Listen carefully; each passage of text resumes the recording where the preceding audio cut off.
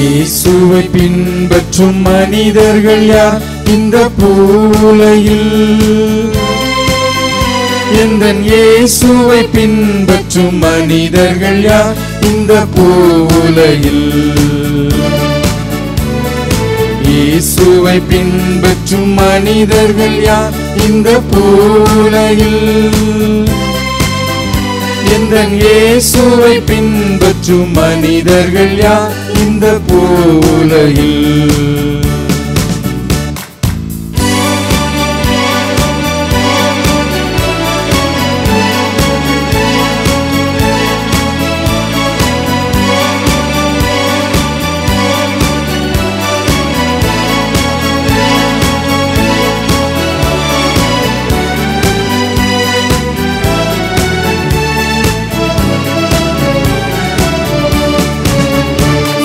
சுயவெறுப்பின் கொட்டிற்கு வா, நீ வா, நயமாக அழைக்கிறார் வா, நீ வா.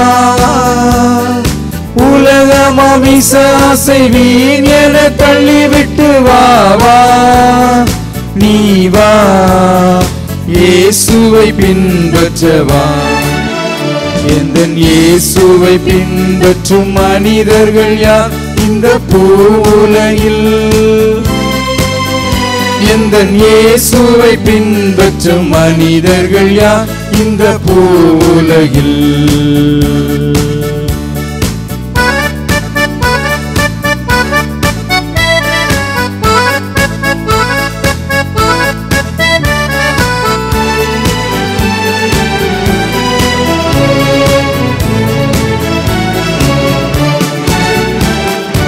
எல்லாவற்றையும் விட்டு வா, நீ வா, எல்லாவற்றையும் விட்டு வா, நீ வா. பிசாசின் வலையில் சிக்கி பாழாய் போய்விடாதே, வா வா, நீ வா, இயேசுவை பின்பற்றவா. எந்தன் இயேசுவை பின்பற்றும் மனிதர்கள் யார் இந்த பூவுலகில்? எந்தன் இயேசுவை பின்பற்றும் மனிதர்கள் யார் இந்த பூவுலகில்?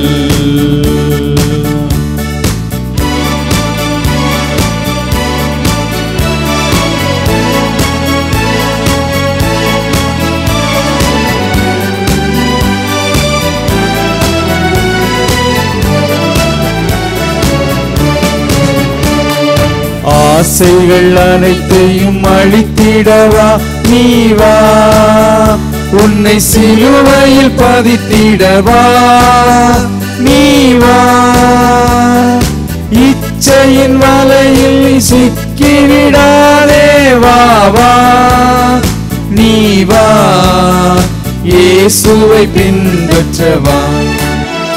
எந்தன் இயேசுவை பின்பற்றும் மனிதர்கள் யார் இந்த பூவுலகில்?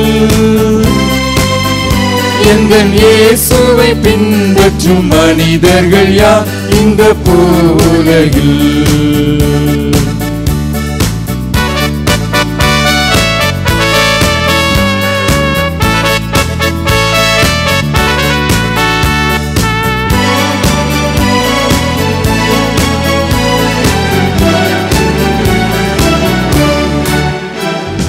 பின்பற்ற வருகிறேன் வா,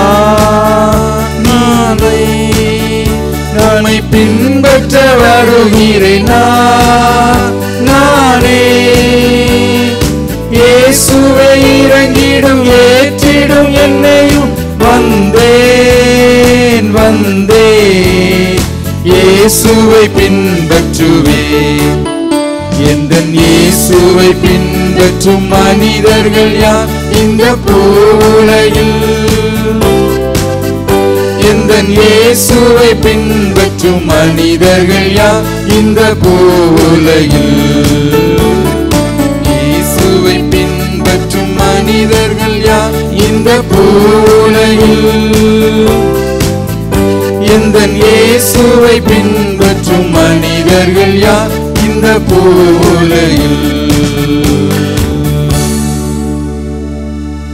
இயேசு கிறிஸ்துவின் இனிய நாமத்திலே உங்கள் யாவருக்கும் எங்களுடைய அன்பான வாழ்த்துக்கள். வாரந்தோறும் காணொளி காட்சி மூலமாகவும் ஹெவன் டிவி மூலமாகவும் உங்கள் யாவரையும் சந்திப்பதில் எங்களுக்கு ரொம்ப மகிழ்ச்சி.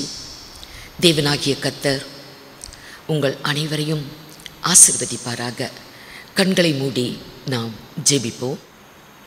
சர்வ வல்லமையுள்ள எங்கள் தேவனாகிய கர்த்தாவே, நன்றியோடு கர்த்தருடைய நாமத்தை நாங்கள் மகிமைப்படுத்துகிறோம். அருமையான இந்த வேளையை நீர் தந்தீர். சற்று நேரம் உம்முடைய வேதத்தை நாங்கள் தியானிக்க கிருபை தந்தீர். உமக்கு மகிமை. கர்த்தர் எங்களுக்கு அருளப் போகிற உம்முடைய வல்லமையுள்ள வசனத்துக்காய் மகிமை அப்பா. உம்முடைய வார்த்தைகளை கேட்கக்கூடிய அருமையான தேவ பிள்ளைகள் யாவரையும் ஆசீர்வதித்தருளும். உமக்கே மகிமை உண்டாகட்டும். துதி கன மகிமையெல்லாம் உமக்கே ஏறெடுக்கிறோம். இயேசு கிறிஸ்துவின் மூலமாய் வேண்டிக் கொள்கிறோம் பரிசுத்த பிதாவே, ஆமென். கர்த்தருடைய நாமத்துக்கு மகிமை உண்டாவதாக. யோவான் சுவிசேஷம் 8ஆம் அதிகாரம் 12வது வசனத்தை வாசிக்க கேட்போம். மறுபடியும் இயேசு ஜனங்களை நோக்கி, நான் உலகத்திற்கு ஒளியாய் இருக்கிறேன். என்னை பின்பற்றுகிறவன் இருளிலே நடவாமல் ஜீவ ஒளியை அடைந்திருப்பான் என்றார். கர்த்தருடைய நாமத்துக்கு மகிமை உண்டாவதாக. ஆண்டவராக இயேசு கிறிஸ்து இந்த பூமியிலே அவர் சுற்றி ஊழியம் செய்த நாட்களில் அவர் பேசின ராஜ்யத்தின் வசனம், ஜனங்களை நோக்கி அவர் சொன்ன ஒரு வார்த்தை, நான் உலகத்திற்கு ஒளியாயிருக்கிறேன். என்னை பின்பற்றுகிறவன் இருளிலே நடவாமல் ஜீவ ஒளியை அடைந்திருப்பான் என்று சொன்னார். ஆண்டவராகிய இயேசு கிறிஸ்துவை ஒரு மனிதன் பின்பற்றும் போது அவனுடைய வாழ்விலே இருள் இல்லை. கர்த்தர் அவனுடைய வாழ்விலே ஒரு பெரிதான ஒரு வெளிச்சத்தை கொடுக்கிறார். ஜீவ ஒளியை அடைந்திருப்பான் என்று கர்த்தர் சொன்னார். ஆனால் இன்றைக்கு உலகத்தில் மனிதர்கள் யாரை பின்பற்றுறாங்க அப்படின்னு பார்த்தா, கொஞ்சம் பேர் அரசியல் தலைவர்களை பின்பற்றுறவங்க இருக்கிறாங்க. இன்னும் கொஞ்சம் பேர் சினிமா நடிகர்களை பின்பற்றுறவங்க இருப்பாங்க. கிரிக்கெட் வீரர்களை பின்பற்றுறவங்க, உலக தலைவர்களை பின்பற்றுகிறவங்க. இப்படி ஒவ்வொரு கூட்டம் ஒவ்வொருத்தரை பின்பற்றி அவங்கள தங்களுடைய வாழ்வுக்கு ஒரு ரோல் மாடலாக வைத்து அப்படி வாழ்கிறவங்க நிறைய பேர் இருக்கிறாங்க. இல்லை, ஊழியர்களை பின்பற்றக்கூடிய ஒரு கூட்டம். யாராக இருந்தாலும் அவர்கள் மனிதர்கள் தான். ஆண்டவராகிய இயேசு கிறிஸ்து சொன்னார், மனிதர்களை குறித்து எச்சரிக்கையாயிருங்கள். எந்த மனுஷனாக இருந்தாலும் அவங்கள குறித்து நம்ம கொஞ்சம் ஜாக்கிரதையாக தான் இருக்கணும். ஏன்னா கர்த்தர் அதை அப்படி சொன்னார். மனுஷர்களை குறித்து மத்தேயு 10:17 சொல்லப்பட்டிருக்கும். மனுஷர்களை குறித்து எச்சரிக்கையாயிருங்கள். எந்த மனிதனையும் இப்போ நம்புறதுக்கு ஒருத்தருமே இல்லை. அதனால தான் வேதம் சொல்லுது, மனுஷனை நம்புவதை பார்க்கிலும் கர்த்தர் பேரில் பற்றுதலாய் இருப்பதே நலம். பிரபுக்களை நம்புவதை பார்க்கிலும் கர்த்தர் பேரில் பற்றுதலாய் இருப்பதே நலம் என்று சங்கீதம் 118:8-9 வசனத்தில் சொல்லப்பட்டிருக்கும். ஆகவே நாசியில சுவாசமுள்ள மனுஷனை நம்புவதை விட்டுவிடுங்கள். நம்புவதற்கு அவன் எம்மாத்திரம் என்று ஏசாயா 2ஆம் அதிகாரம் கடைசி வசனத்தில் சொல்லுவார். இப்படி வேதத்தில் நிறைய வார்த்தைகளை பார்க்கலாம் மனுஷரை நம்புறதை குறித்து நம்ம. ஆகவே மனிதர்களை பின்பற்றுகிறது அல்ல. ஆண்டவராகிய இயேசு சொன்னார், என்னை பின்பற்றுகிறவன் இருளிலே நடவாமல் அவன் ஜீவ ஒளியை அடைந்திருப்பான் என்று சொன்னார். கர்த்தரை பின்பற்ற வேண்டும். கர்த்தரை பின்பற்றக்கூடிய மனிதர்கள் யார்? கர்த்தரை நம்ம பின்பற்றணும். சங்கீதக்காரன் சொல்லுவார், நானோ கர்த்தரையே அண்டிக் கொண்டிருப்பேன், அவரை பின்பற்றுகிறது எனக்கு நல்லது. கர்த்தரையே அண்டிக் கொள்ளுவேன், அவரையே நான் பின்பற்றுவேன் அப்படின்னு சொல்லி அவன் சொல்லுகிறத பார்க்கலாம். சங்கீதம் 73:28 வாசிங்க. எனக்கோ தேவனை அண்டிக் கொண்டிருப்பதே நலம். தேவனை அண்டிக் கொண்டிருப்பதே நலம். நான் உமது கிரியைகளை எல்லாம் சொல்லி வரும்படி கர்த்தராகிய ஆண்டவர் மேல் என் நம்பிக்கையை வைத்திருக்கிறேன். ஆம், கர்த்தரையே பின்பற்றுகிறது. நானும் தேவனையே அண்டிக் கொள்ளுவேன், அவரையே அண்டிக் கொள்ளுவேன். ஆம், அதுதான் நலம். இந்த உலகத்தில் கர்த்தரை பின்பற்றுகிறது, கர்த்தரை அண்டிக் கொள்ளுவது, அதுதான் நலம். நம்ம வாழ்ந்து கொண்டு இருக்கிற இந்த காலம் எத்தனை ஒரு கொடிதான ஒரு காலம். சோதனைகளுக்கு தப்பித்து கொள்ள, வந்திருக்கிற வாதைகளுக்கு தப்பித்து கொள்ள, இன்னும் வந்து கொண்டு இருக்கிற சோதனை காலங்களுக்கெல்லாம், துன்பங்களுக்கெல்லாம் நாம் தப்புறதுக்கு வழியும் மார்க்கமும் கர்த்தர்தான். கர்த்தரை அண்டிக் கொள்ளுகிறது அது நல்ல காரியம், அது நலமான காரியம். ஆண்டவராகிய தேவன் பழைய ஏற்பாட்டின் காலத்தில் தேவ ஜனத்துக்கு பாலும் தேனும் ஓடக்கூடிய கானான் தேசத்தை நான் உங்களுக்கு கொடுப்பேன் என்று வாக்கு பண்ணி, அவர்கள் எகிப்திலே அடிமைத்தனத்திலே வாழ்ந்து கொண்டிருக்கிற காலத்தில் அவங்கள மோசையை கொண்டு விடுவித்து 40 வருடம் வனாந்தர மார்க்கத்திலே நடத்தி கொண்டு வந்தார். அவர்கள் வழிநடுக அவர்கள் முறுமுறுத்து அவர்கள் வழிவி போகிற இருதயம் உள்ளவர்களாகவே காணப்பட்டாங்க. பாலும் தேனும் ஓடக்கூடிய கானான் தேசத்தின் சுதந்திரத்தை நான் உங்களுக்கு தருவேன் என்று அனைவருக்கும் அவர் வாக்கு பண்ணின அவருடைய வாக்கு தத்தம் வழியில் அவர் சொன்னார். உத்தமமாய் என்னை பின்பற்றின 2 பேருக்கு தான் காணா, மற்றவங்கெல்லாம் உத்தமமாக பின்பற்றலை. அவர்கள் வனாந்தர மார்க்கமாய் பல பாடுகளோடு கூட நடந்து வந்து கொண்டிருக்கிறார்கள். முறுமுறுப்பும் எதிர்ப்பும் கூக்குரலும் கலகமும் அவங்க வாழ்க்கையில் இருந்துச்சு. உத்தமமாய் கர்த்தரை உத்தமமாய் பின்பற்றவில்லை. காலேப், யோசுவா அப்படின்னு 2 பேர் தான் புறப்பட்டவர்களில். மற்றபடி வனாந்திரத்தில் பிறந்தவர்கள் நிறைய பேர் இருக்கிறாங்க. 20 வயதுக்கு உட்பட்டவங்க, அவங்களுக்கு எல்லாம் கானான் தேசம்தான். 20 வயதுக்கு மேற்பட்டவர்கள் புறப்பட்டவர்களில் 2 பேரை தான் பாயிண்ட் பண்ணுறார். அவங்க 2 பேரும் கானான் தேசத்துக்கு போவாங்க. என்னாகமம் 32ஆம் அதிகாரம் 11-12. உத்தமமாய் என்னை பின்பற்றின கேனேசியனான எப்புன்னேயின் குமாரன் காலேபும் நூனின் குமாரன் யோசுவாவும் தவிர எகிப்திலிருந்து வந்தவர்கள் 20 வயது முதல் அதற்கு மேற்பட்ட மனிதர்களில் ஒருவரும் என்னை உத்தமமாய் பின்பற்றாதபடியால் அவர்கள் நான் ஆபிரகாமுக்கும் ஈசாக்குக்கும் யாக்கோபுக்கும் ஆணையிட்டு கொடுத்த தேசத்தை காண்பதில்லை என்று ஆணையிட்டு இருக்கிறார். ஆண்டவர் சொல்லிட்டார். பரமகானானை நாம் அடைய வேண்டுமானால் நமக்கு ஒரு உத்தமமாய் ஆண்டவரை பின்பற்றக்கூடிய தன்மை நமக்கு இருக்கணும். கர்த்தர் நம்மை பார்க்கிறார். உத்தமமாய் என்னை பின்பற்றுகிறது யார்? ஆகவே நம் கர்த்தரை பற்றி கொண்டு அவரையே பின்பற்றி நம்ம வாழணும். அப்போஸ்தலனாகிய பவுல் சபைக்கு எழுதுவார் பாருங்க, ரொம்ப ஆச்சரியமாக இருக்கும். ஒரு வியப்பான ஒன்று தான். சபைக்கு அவர் சொல்லுகிறார், கொரிந்து சபைக்கு, நான் கர்த்தரை பின்பற்றுகிறது போல நீங்களும் என்னை பின்பற்றுங்க. அதே கொரிந்து சபைக்கு இன்னொரு இடத்துல சொல்லுவார், எல்லாரும் என்னை பின்பற்றுங்க என்று பவுல் சொல்லுவார். அது உண்மையா அப்படி சொல்லணுமா இருந்தால் அப்போஸ்தலனாகிய பவுல் கர்த்தரை எத்தனை உண்மையும் உத்தமமுமாய் பின்பற்றி இருந்தா அப்படி சொல்ல முடியும். 1 கொரிந்தியர் 11ஆம் அதிகாரம் 1 வசனம். நான் கிறிஸ்துவை பின்பற்றுகிறது போல நீங்கள் என்னை பின்பற்றுகிறவர்களாய் இருங்கள்.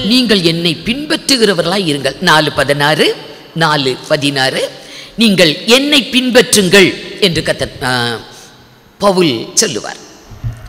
இன்றைக்கு ஒரு ஊழியக்காரன் சபையை நடத்தக்கூடிய ஒரு தெய்வ ஊழியர் சபையை பார்த்து எல்லாரும் என்ன போல கிறிஸ்துவை பின்பற்றுங்க என்று இன்னைக்கு சொல்ல தகுந்த ஒரு தகுதியான ஒரு தெய்வ ஊழியர்கள் இருக்கிறாங்களா என்றால் ஒரு சிலர் தான் இருப்பாங்க. மற்றவங்க எப்படி சொல்ல முடியும்? எல்லாரும் அந்த மாதிரி தைரியமாக சொல்ல முடியாது சபையை பார்த்து என்னை பின்பற்றுங்க என்று. ஏனென்றால் அத்தனை உண்மையும் உத்தமமாய் ஒரு குற்றமற்ற ஒரு ஜீவியம் செய்து கர்த்தரை பற்றி கொண்டிருந்தால் தான் என்ன போல இருங்க என்று சொல்ல முடியும். பேதுரு சொல்லுவார், அநேக தேவ ஊழியக்காரர்கள் அந்த நாட்களிலேயே வேதத்தை புரட்டக்கூடிய தேவ ஊழியர்கள் அன்றைக்கே இருந்திருக்கிறாங்க. கள்ள போதகர்கள், கள்ள அப்போஸ்தலர்கள், வேத புரட்டர்கள், அப்படியெல்லாம் நிறைய பேர் அன்னைக்கே இருந்து ஆத்துமாக்கள் வஞ்சிக்கப்படத்தக்கதா அவங்க நடந்திருக்காங்க. அவர்களுடைய கெட்ட நடக்கையை அவங்கள சேர்ந்தவங்க பின்பற்றி இருக்கிறாங்க.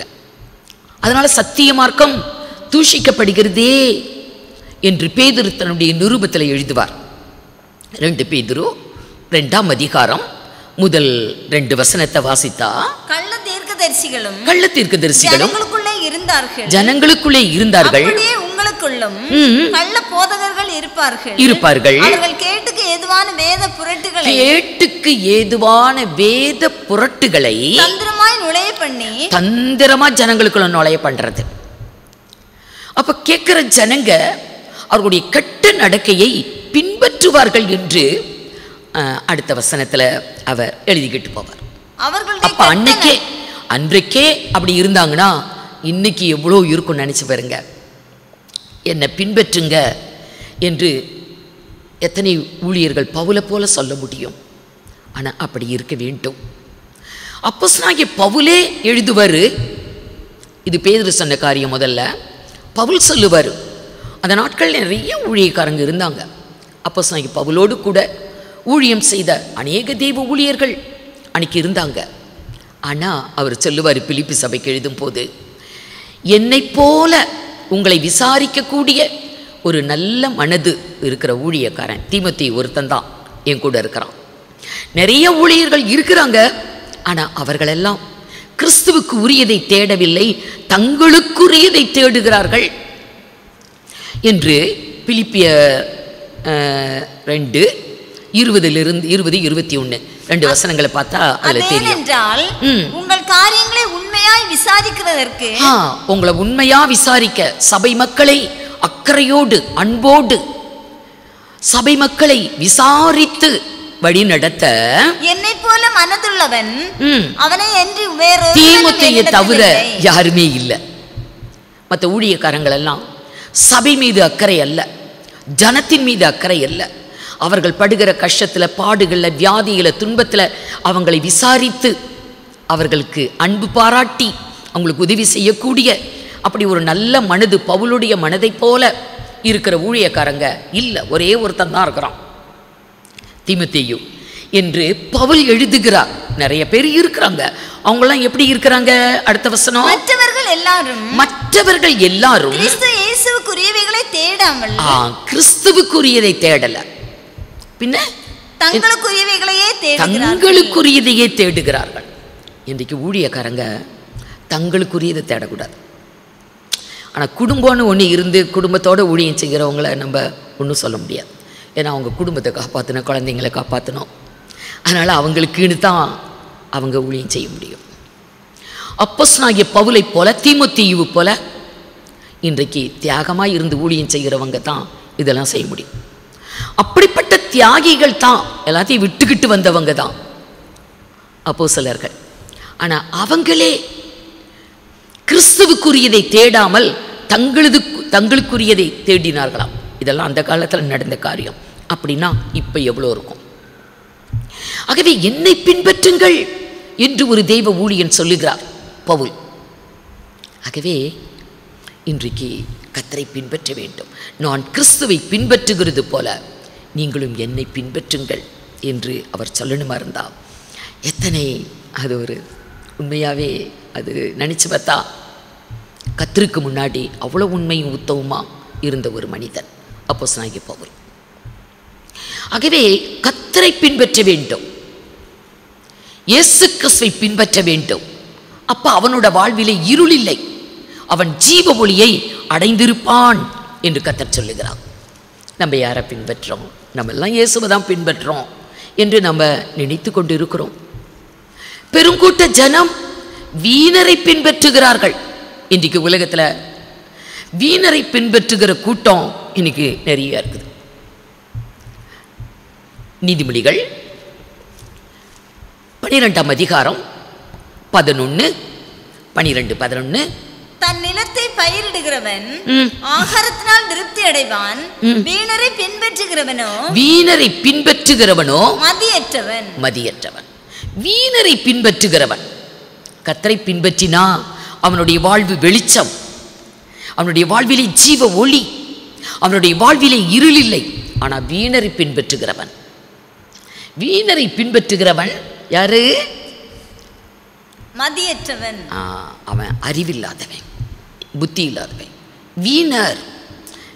வீணா டைமை வேஸ்ட் பண்ணி, வாழ்க்கையை வீணாக்கி, நேரத்தை வீணாக்கி, அவனுடைய பலனை வீணாக்கி, வீண் வார்த்தைகளை பேசி, வீணான சிந்தையோடு கூட எல்லாத்தையும் வேஸ்ட் பண்ணுறவங்க, வீணானவர்கள், பிரயோஜனமற்றவர்கள், அவங்க தான் வீணானவர்கள்.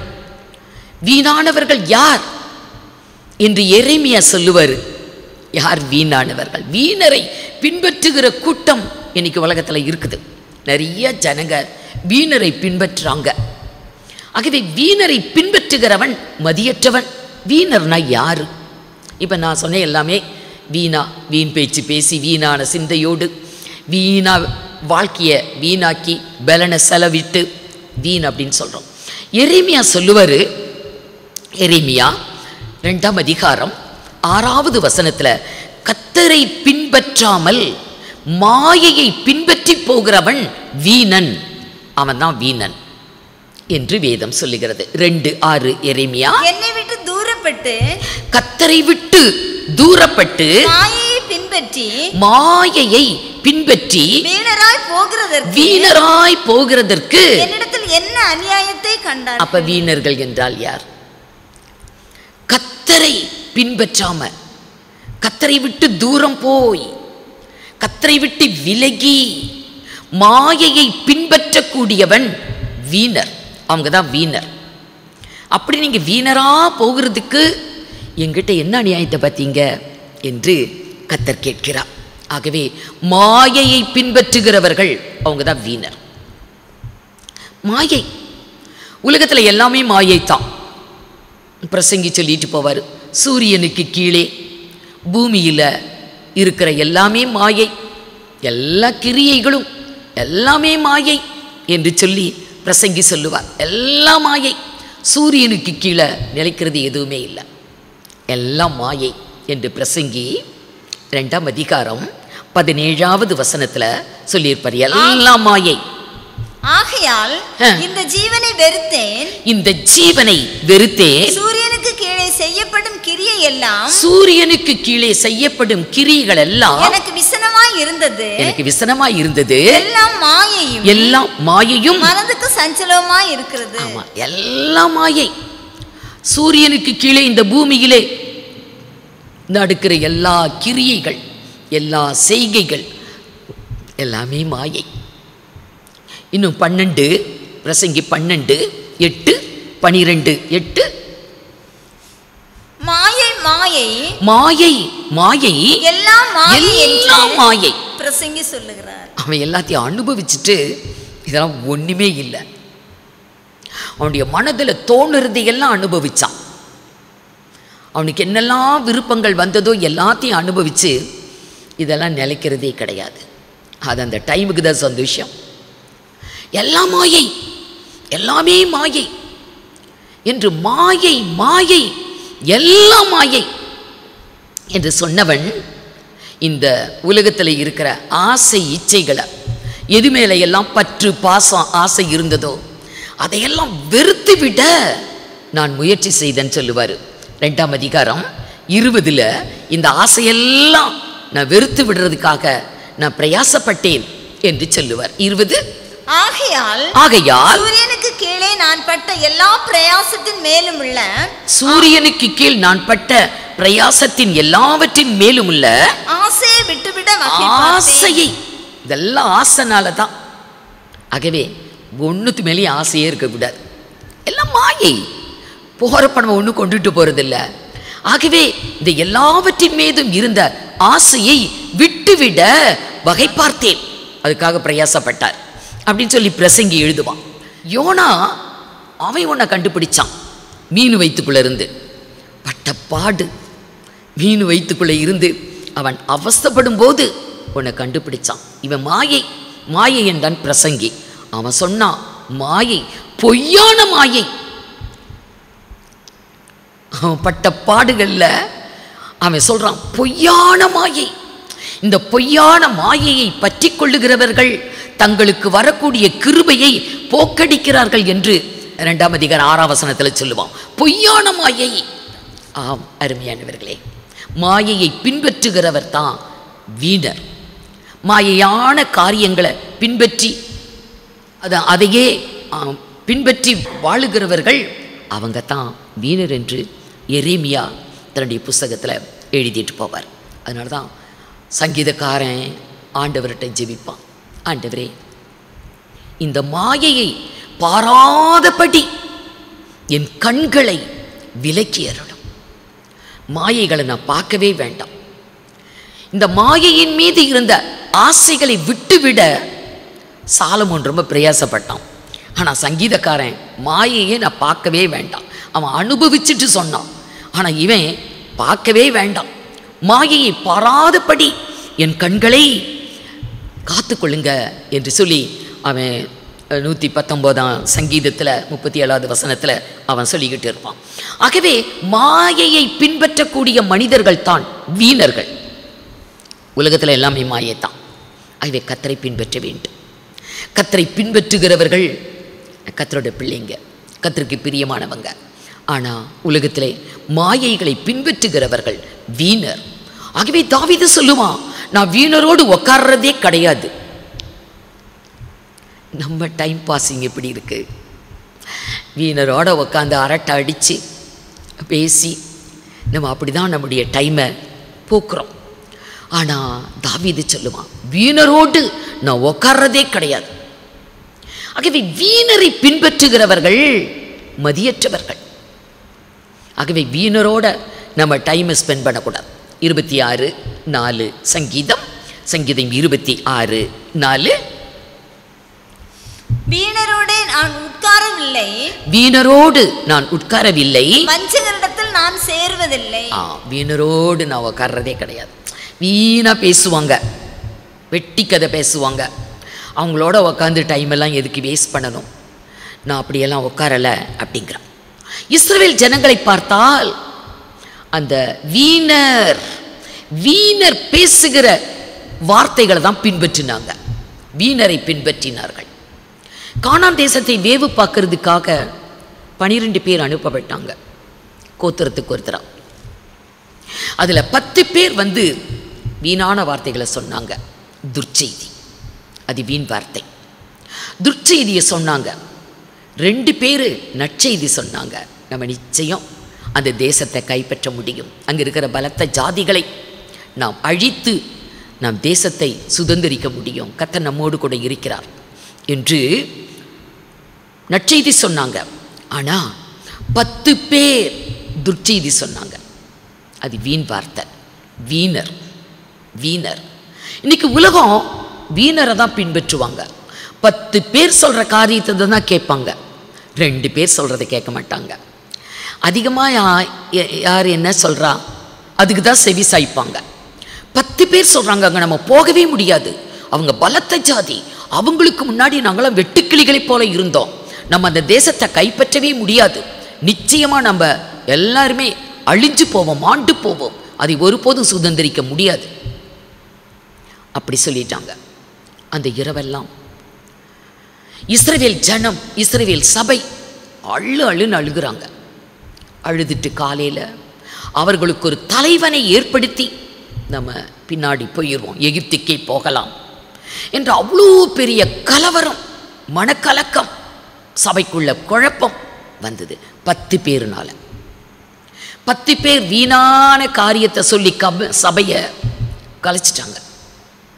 இவங்கெல்லாம் 14ஆம் அதிகாரம் எண்ணாகமம் 14ஆம் அதிகாரம் முதல் 4 வசனத்தில் பார்த்தீங்கன்னா சபை கலங்கி போயிருச்சு. 10 பேர் சொல்கிற வீண் வார்த்தையை நம்புகிறாங்க, 2 பேர் நல்ல வார்த்தை சொல்கிறாங்க, உண்மையை சொல்லுறாங்க, நற்செய்தியை சொல்லுறாங்க. அதை அவங்க கேட்கவே இல்லை. ஆகவே ஒரு தலைவனை ஏற்படுத்தி கொண்டு நம்ம போயிடலாம் என்று இவர்கள் பின்வாங்கினாங்க. எப்பயுமே புளித்த மாவு அப்படின்னா அது கொஞ்சம் பவர்ஃபுல் தான். பிசைந்த மாவு அனைத்தையுமே புளிப்பாக மாற்றிடும். ஆனால் பிசைந்த மாவு இன்னைக்கு புளிப்பான மாவை மாற்ற முடியாது. புளிச்ச மாவு தான் பிசைந்த மாவை, ஃப்ரெஷ்ஷாக இருக்கிற மாவை மாற்ற முடியும். இன்னைக்கு துர்ச்செய்தி தான். துர்ச்செய்தி என்றால் அதை மனிதர்கள் அதை நம்ப தான் செய்கிறாங்க. அதுபோல் இன்னைக்கு நற்செய்தி அதுக்கு செவி சாய்க்கிறது கொஞ்சம் கஷ்டப்படுறாங்க. இன்னைக்கு உலக செய்திகளா எகிப்தின் செய்திகளா அதை ரொம்ப தீவிரமாக கேட்பாங்க. தீர்வின் செய்தியா அது ரொம்ப இன்ட்ரெஸ்டிங்காக கேட்பாங்க. நற்செய்தி அப்படின்னா அது கேட்கறதுக்கு ஆள் இல்லை. எகிப்தின் செய்தியை கேட்டதினால் நோய் உண்டானது போல தீர்வின் செய்தியை கேட்பதினாலும் நோய் உண்டாகும் என்று ஏசாயா தன்னுடைய புத்தகத்தில் எழுதுகிறார். எகிப்தின் செய்தி என்றால் உலக செய்தி, உலக காரியங்க, உலக செய்தி. தீர்வின் செய்தி அது பிசாசின் செய்தி. இதையெல்லாம் கேட்கறதுக்கு பெருங்கூட்ட ஜனங்கள் இருக்கிறாங்க. ஆனால் இவைகள் என்ன, இதையெல்லாம் கேட்டால் என்ன கிடைக்கும்? ஏசாயா 23ஆம் அதிகாரம் 5வது வசனம். எகிப்தின் செய்தி கேட்கப்பட்டதினால், எகிப்தின் செய்தி கேட்கப்பட்டதினால் நோய் உண்டானது போல தீர்வின் செய்தி கேட்கப்படுகிறதினாலும் நோய் உண்டாகும். இதெல்லாம் நோயை உண்டாக்கும். இதெல்லாம் நோயை உண்டாக்கும். நற்செய்தியை கேட்டால் நமக்கு ஆரோக்கியம் உண்டாகும். தேவனுடைய வார்த்தை, தேவனுடைய வசனம், அவர் வசனத்தை அனுப்பி குணமாக்குகிறார். ஆகவே நற்செய்தி, கர்த்தரை பற்றின செய்தி, சத்தியம், அதை கேட்டால் நமக்கு ஆரோக்கியம், சமாதானம், சந்தோஷம், பலன், பரிசுத்தம், இது எல்லாமே நம்முடைய வாழ்க்கையில் நமக்கு கிடைக்கும். ஆகவே நற்செய்தி, ஆண்டவர் எல்லாருக்கும் நற்செய்தியை கொடுக்கிறார். இதோ எல்லாருக்கும் நற்செய்தியை, சந்தோஷத்தை கொடுக்கக்கூடிய ஒரு நற்செய்தியை உங்களுக்கு அறிவிக்கிறோம் என்று தேவதூதர்கள் அறிவித்தாங்க. எல்லாருக்கும் சந்தோஷத்தை கொடுக்கக்கூடிய நற்செய்தி தான். ஆனால் இன்னைக்கு கேட்டவங்க, விழிச்சிருந்தவங்க கேட்டாங்க. மேய்ப்பர்கள் தங்கள் மந்தையை காத்து கொண்டு இருந்தார்கள், விழிச்சிருந்தாங்க, அவங்களுக்கு செய்தி கிடைச்சது, சந்தோஷம். மற்றவங்களாம் தூங்கிக்கிட்டு இருந்தாங்க. ஆகவே அவர்களுக்கு அந்த செய்தி எட்டலை. பாருங்க, எல்லாருக்கும் சந்தோஷத்தை கொடுக்கக்கூடியது நற்செய்தி, கிறிஸ்துவை பற்றின செய்தி. ஆனால் உலகம் நோய் கொள்ளுவதற்காகவே எகிப்தின் செய்திக்கும் தீர்வின் செய்திகளுக்கும் இன்னைக்கு அதை தான் கேட்குறாங்க, அதை தான் பின்பற்றாங்க. இவைகளெல்லாம் வீண் வார்த்தைகள். ஆகவே வீணரை பின்பற்றுகிறவர்கள் அவங்க மதியற்றவங்க. கிறிஸ்துவை பின்பற்றுகிறவர்கள் தேவனுடைய பிள்ளைங்க. அவங்க வாழ்வில் ஒரு பெரிய வெளிச்சம், ஜீவ ஒளி இருக்கும். ஆகவே கர்த்தரை நாம் பின்பற்ற வேண்டும். சாத்தானை பின்பற்றுகிறவர்கள் அன்னைக்கும் இருந்தாங்க, இன்னைக்கும் அதை விட அதிகமாக இருக்கிறாங்க. சாத்தான் சபை என்றே ஒன்று இருக்குது. சாத்தானின் உபதேசம் அப்படி இருக்குது. சாத்தானை பின்பற்றி மோசம் போனாங்க. 1 தீமோத்தேயு 5ஆம் அதிகாரம் 15வது வசனம்.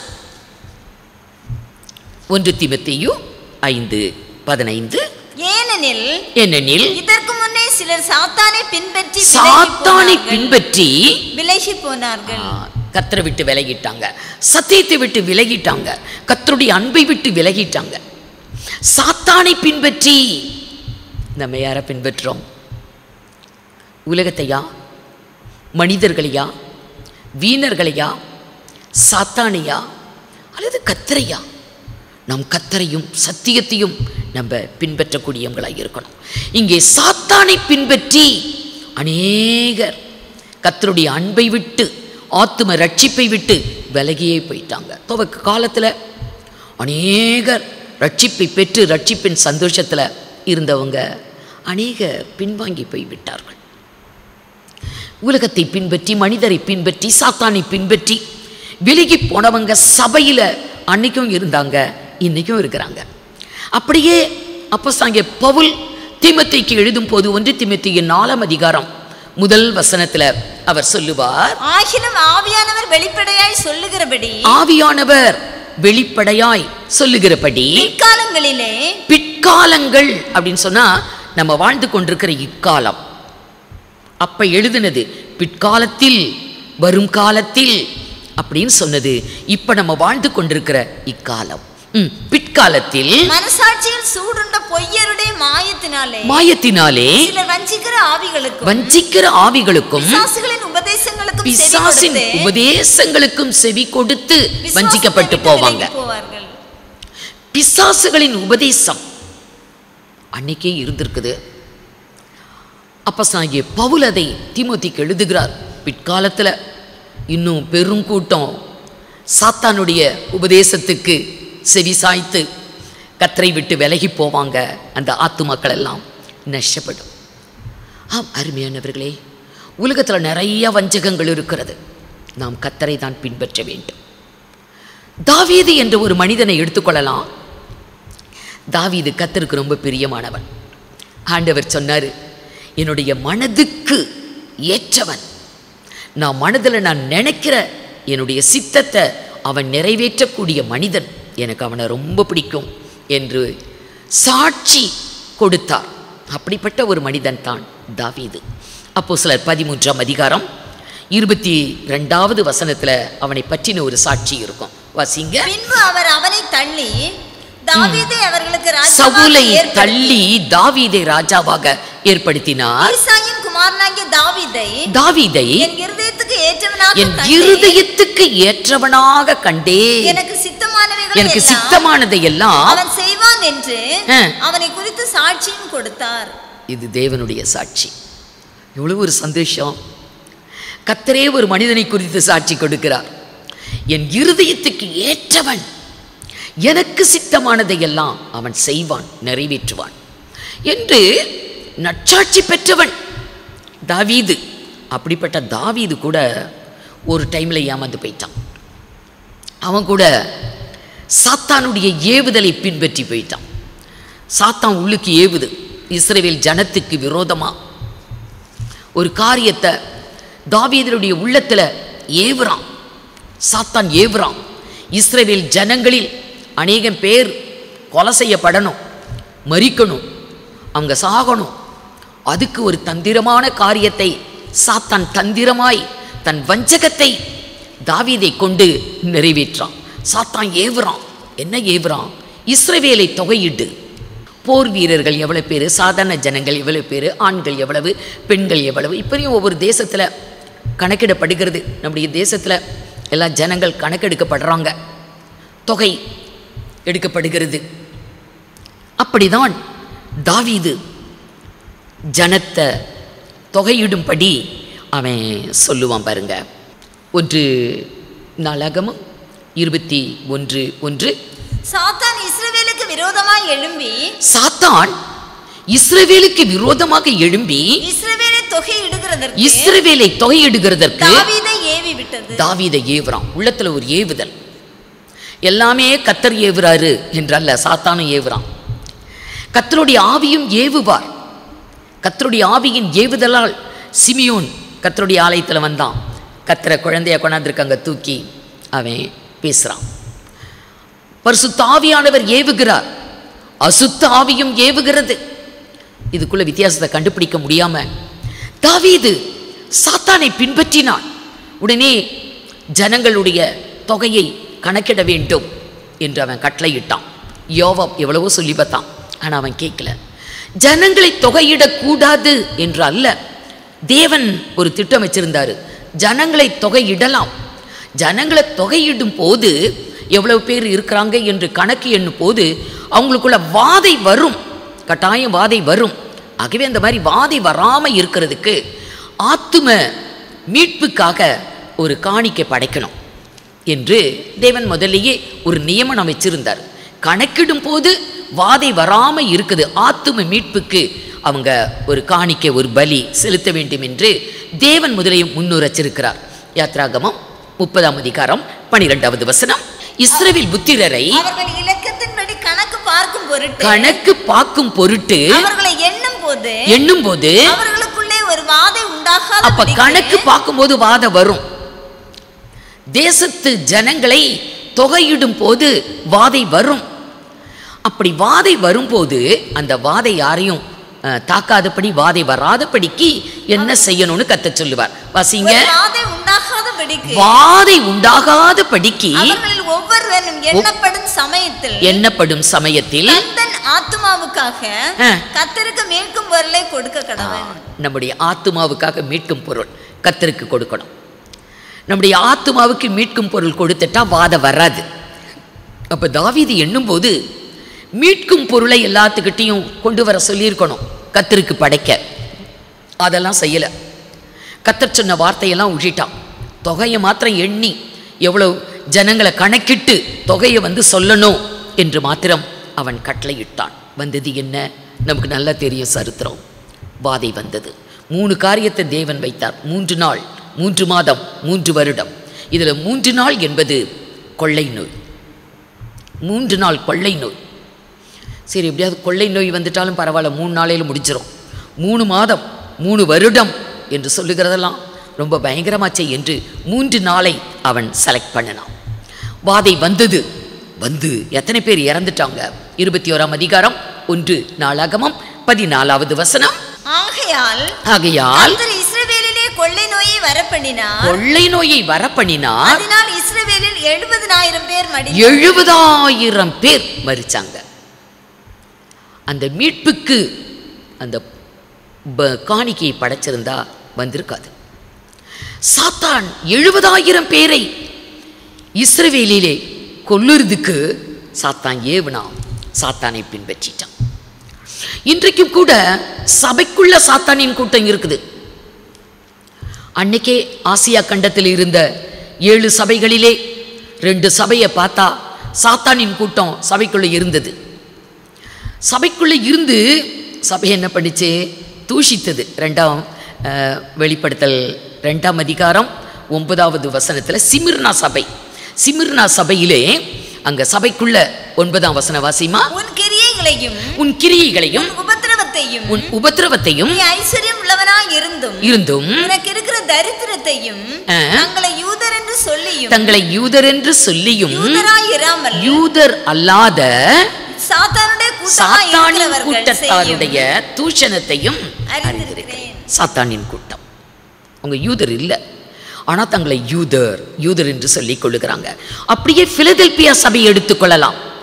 அந்த சபையிலும் சாத்தானின் கூட்டத்தாரில் சிலரை உனக்கு கொடுப்பேன் என்றே கர்த்தர் சொன்னார். சாத்தானின் கூட்டம் சபைக்குள்ள இருக்குது. சாத்தான் கூட்டம் இருந்து என்ன பண்ணும்? கட்டாயம் சாத்தானுடைய கிரியை செய்யும். சபைக்குள்ள சாத்தானின் கூட்டம் இருந்தால் சாத்தானுடைய கிரியை தான் செய்வாங்க. அதை ஒரு கூட்டம் பின்பற்றி சபையில போவாங்க. ஆகவே சாத்தானை பின்பற்றி கர்த்தரை விட்டு விலகினவர்கள், சத்தியத்தை விட்டு விலகினவர்கள், சபையை விட்டு விலகினவர்கள், ஆத்தும ரட்சிப்பை இழந்தவர்கள் அன்னைக்கும் இருந்தாங்க, இன்னைக்கும் இருக்கிறாங்க. நாம் யாரை பின்பற்றுகிறோம்?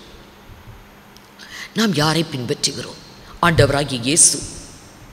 நாம் அவரை பின்பற்றி வருவதற்காகவே அவர் நமக்கு அடிச்சுவடை வைத்து போயிருக்கிறார்.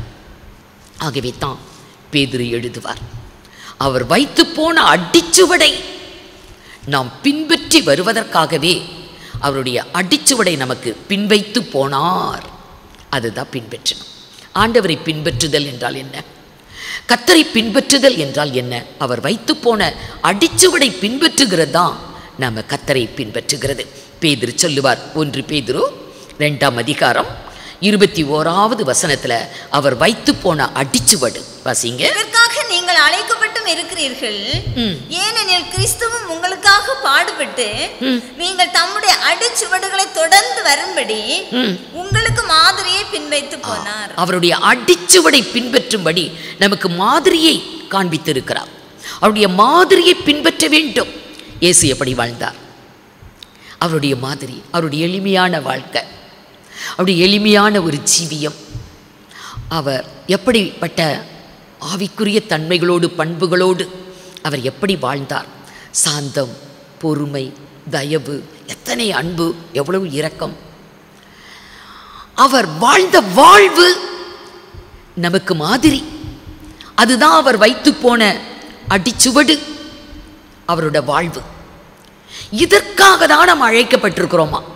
அவர் வைத்து போன அடிச்சுவடை பின்பற்றி நாம் செல்லுவதற்காக இதுதான் நம்முடைய அழைப்பு என்று இங்கே பேதுரு தன்னுடைய நிருபத்தில் எழுதுகிறார். நம்முடைய அழைப்பு, கர்த்தர் நம்மை அழைத்திருக்கிறார். இந்த உலகத்திலே எவ்வளவோ ஜனங்க இருக்கிறாங்க நம்மளை விட நல்லவங்க. ஆனால் கர்த்தர் நம்மை தெரிந்து கொண்டார், நம்மை அழைத்திருக்கிறார். எதற்காக? நம்மை அழைத்த ஒரு நோக்கம். நம்முடைய அழைப்பே ஆண்டவராகிய இயேசு எப்படி வாழ்ந்தார், அவர் வைத்து போன அடிச்சுவடி என்ன, அவர் நமக்கு காண்பித்த மாதிரி என்ன, அதை நாம் பின்பற்ற வேண்டும் என்பது தான் நம்முடைய அழைப்பு. அருமையானவர்களே, நாம் இந்த உலகத்தில் வாழ்ந்து கொண்டு இருக்கிறோம். நாம் எதை பின்பற்றுகிறோம்? நம்ம கொஞ்சம் சிந்தித்து பார்க்கணும். இனி காலம் இல்லை, காலங்கள் எவ்வளவோ கடந்து போய்விட்டது. ஒருவேளை நம்முடைய முடிவோ ஆண்டவருடைய வருகையோ எது நம்மை சந்திக்கும் என்று தெரியாது. எது சந்தித்தாலும் நம்ம மேலே தான் போகணும். ஆகவே நாம் கர்த்தரை பின்பற்ற வேண்டும். அவர் வைத்து போன அடிச்சுவடை நம்முடைய வாழ்வில் பின்பற்ற வேண்டும். ஆகவே ஆண்டவர் சொன்னார், ஒருவன் என்னை பின்பற்றினால் அவன் இருளில் நடவாமல் அவன் ஜீவ ஒளியை அடைந்திருப்பான். நம்முடைய வாழ்வில் ஜீவ ஒளி வீசுதா? இருள் நம்மிடத்தில் இல்லையா? இருக்கக்கூடாது. இருள் என்பது சாத்தானுடைய காரியங்கள் எதுவும் இருக்கக்கூடாது. நம்ம சாத்தானுக்கு அடிமையானவர்கள் அல்ல. கர்த்தருடைய வெளிச்சம் நம்முடைய வாழ்வில் பிரகாசிக்கணும். ஆகவே கர்த்தரிடத்தில் நம்மை ஒப்பு கொடுப்போம். தேவனாகிய கர்த்தர் உங்கள் யாவரையும் ஆசீர்வதிப்பார். கண்களை மூடி நாம் ஜெபிப்போம். ஜெபம் செய்வோம். எங்களை நேசிக்கிற நல்ல ஆண்டவரே, நீர் கொடுத்த இந்த நல்ல நாளுக்காக உமக்கு நன்றி செலுத்துகிறோம். இன்றும் கூட உம்முடைய சத்திய வசனங்கள் மூலமாக எங்களோடு நீர் பேசினதற்காக நன்றி செலுத்துகிறோம். உலகத்திற்கு ஒளியாயிருக்கிற எங்கள் நல்ல ஆண்டவரே, உம்மை பின்பற்றுகிறவர்கள் இருளிலே நடவாமல் ஜீவ ஒளியை அடைந்திருப்பார்கள் என்று நாங்கள் இன்றைக்கு பார்த்தோம்ப்பா. உம்மை மட்டும் பின்பற்றுகிறவர்களாக நாங்கள் காணப்பட எங்களுக்கு கிருபை செய்யும். இந்த உலகத்திலே அநேகர் மனிதர்களை பின்பற்றி அவர்களை தங்களுக்கு மாதிரியாக வைத்துக்கொண்டு அவர்களைப் போல வாழ வேண்டும் என்று அநேகர் இந்த நாட்களிலே இருக்கின்ற நிலைமையிலே ஆண்டவரே, எங்களுக்கு இன்றைக்கு சத்திய வசனத்தின் மூலமாக அநேக காரியங்களை விளக்கி காண்பித்த தயவுக்காக உமக்கு நன்றி செலுத்துகிறோம். ஆண்டவரே, தங்கள் வாழ்விலே வழி விலகி போகும் பொழுது நாங்கள் தீமையை அடைகிறோம் என்பதை குறித்து நாங்கள் பார்த்தோம்ப்பா.